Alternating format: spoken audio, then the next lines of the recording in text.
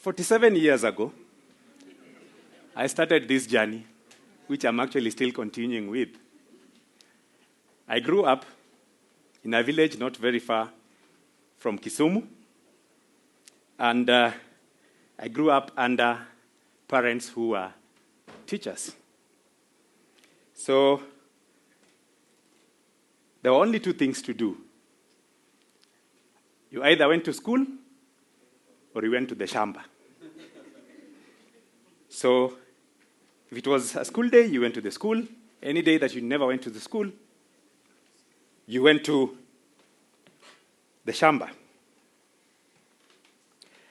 So those are the days that I had old men and women asking people who had finished school whether they have gotten a jembe. And it used to go this way. And this will resonate to the people who are actually here. Beise yudo jembe. Beise yudo kweru. Beise yudo rapur. And those are also the days that when people visited from town, the guys who used to be in towns like Nairobi, Nakuru, Mombasa, Kisumu, when they went back to the villages, they were being asked, where do you jembe? Igo jembe kanye, igo rapur kanye, igo kweru kanye. So as a young person who was going to school, and I remember in school we were being told, please work hard in school, make sure that you pass, then you'll get a good job after you finish. So these two things confused me. So here are people who have finished school being asked whether they have gotten a jembe. And I'm also going to school and I'm being told that if I do well, I'll get a good job. So is this good job the jembe? I got confused. So time went by. And I later on realized that this question was just simply asking if you've gotten employment or if you've gotten a job. So my talk this evening is going to focus on the jembe story.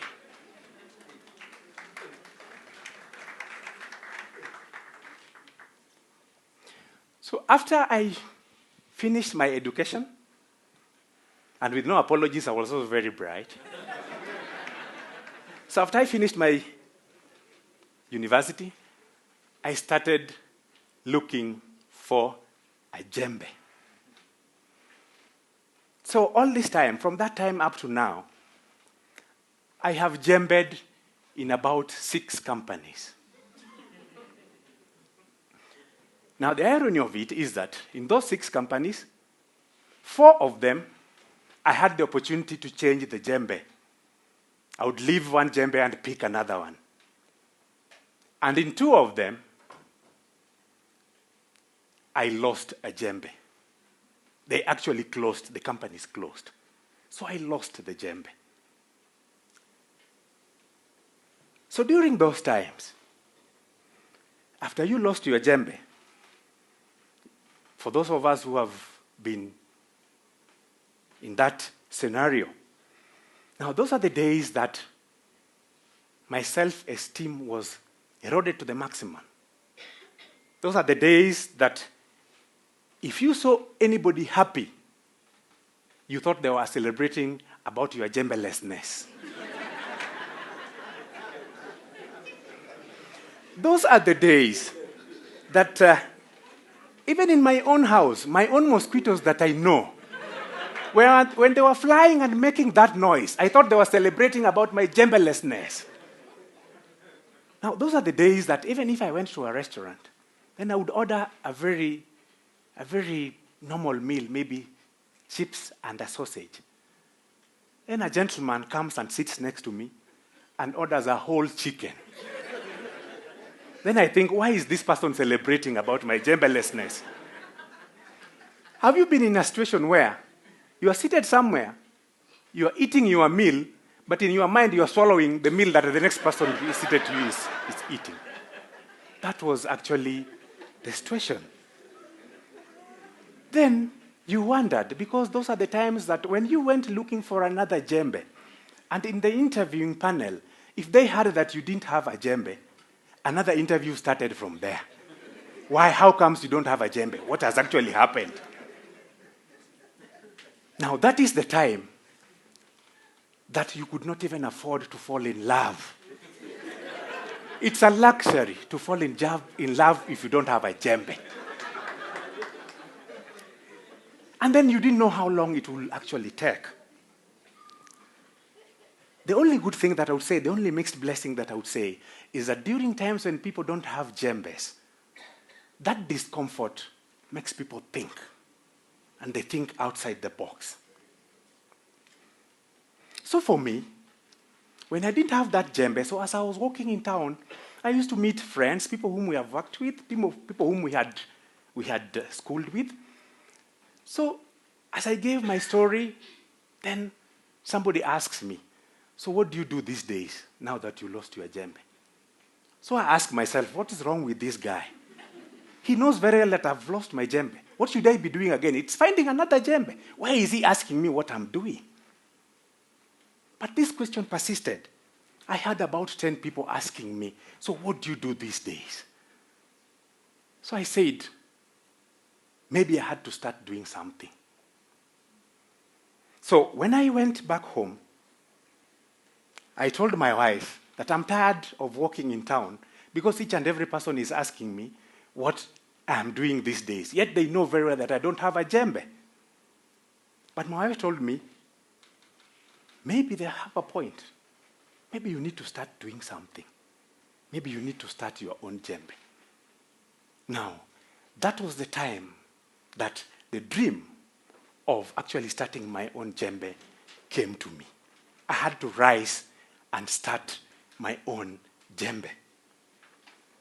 So after discussions with my wife and other friends and relatives and well-wishers, we decided that the lowest hanging fruit was to start a cereals or a grains shop. So me together with my wife, we walked into some slum area and we secured a shop and we opened it and we stocked it with cereals. We used to source the raw materials from up country and then we bring them to town and we start selling. So imagine in a cereal shop, if you've been in a slum that sells a cereal shop, it is those things of 2 shillings, 3 shillings, 5 shillings. That is the business that I was actually doing. Now, I remember one time, I stayed in the shop for a whole day. Then I sold, my total sales was 152 shillings for the whole day. So when the evening came, I closed, and I said, this money is too little, I'm not going to carry it to the house. So I locked the shop and went home. So when I went home, my wife asked me, so how was your day? I said, fine, it has been all right. So how much did you sell? I said 152 shillings. Then she asked me, okay, so where is the money? So I told her, I mean, first of all, I thought in my head, so what's wrong with my wife? How can I carry 152 shillings? Where is it going to fit in my pocket? Where? Where is it going to fit in my pocket? So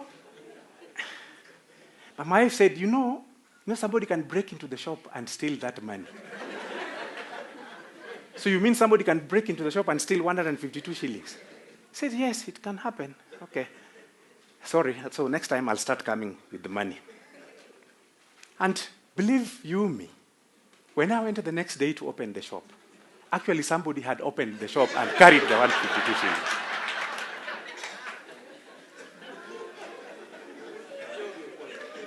So life was very frustrating, but now we said, how do we make this better? We can't actually continue this way. So we thought that we must start finding how to supply some big customers. So we said, fine, so let's register some small company and let's start walking around. We started with institutions. Some of them told us, you are too little to supply us. You are too small. Some told us, we have been dealing with big guys, they have disappointed us. Let's start with you as a small guy. So the ones who gave us the opportunity, we went to the bank, we talked to some bank, and some friends also came to the business. We secured some money, and we started supplying the people who actually gave us the opportunity. Now, as time went by, the business has actually grown. And right now, that business is operating. We are less involved. And that business has also provided a djembe for 4 other people. Now, what lesson did I learn in this? For something to be exceptional, it has to be intentional. If you see anything that is glittering, some work has been done behind it. And nothing comes easy. Put some effort and success will come. The riskiest thing in life is not to take a risk. So please rise up and take a risk for those who have not actually thought about it. Now, in life, people always remember you for 2 things. 1, the problems that you've caused on them, or the solutions that you've actually offered them, and how many lives you've actually touched. So it's the deliberate moment for you to decide how you want people to remember you. And also, in life, there's something called a gestation period. The biologists say it is the time between conception and delivery. In the animal kingdom, like the elephant, it's about 21 months. The lion is about 4 months. Human beings, it's about 9 months.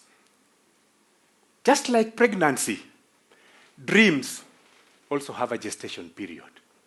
The only difference is that in dreams, the time for delivery is actually decided by the dreamer.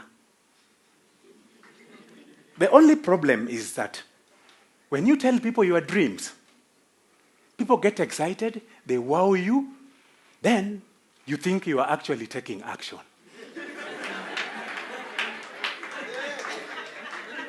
Yet you are not taking action. You are just talking. It is time to rise up and stop talking and take action.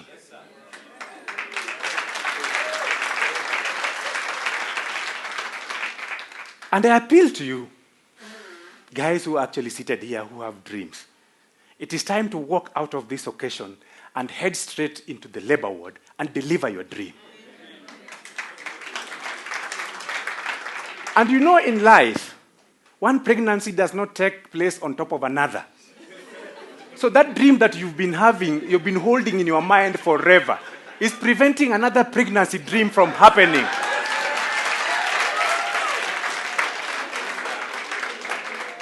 So you should leave this place, rise up, and go and deliver your dream.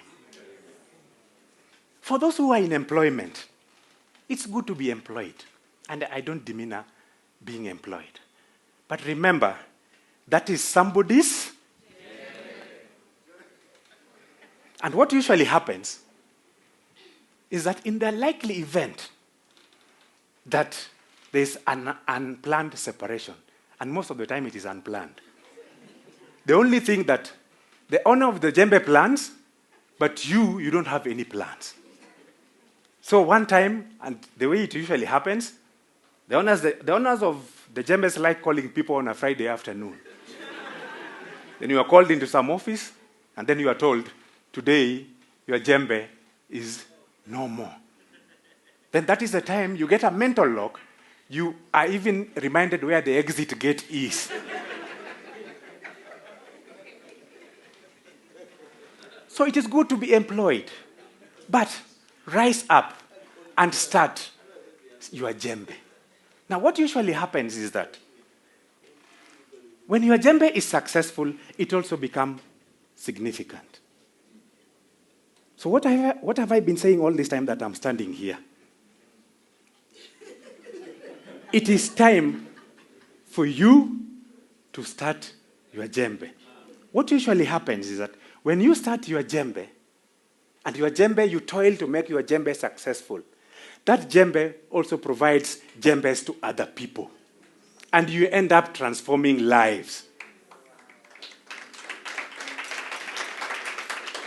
So in summary, all this time that I've been walking and standing here, what am I saying? I am saying that please rise up and start your own jembe.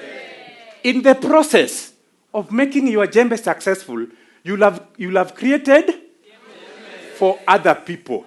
And in that way, you will have transformed lives. Please rise up, start your own jembe, and make jembes for the other people. Thank you.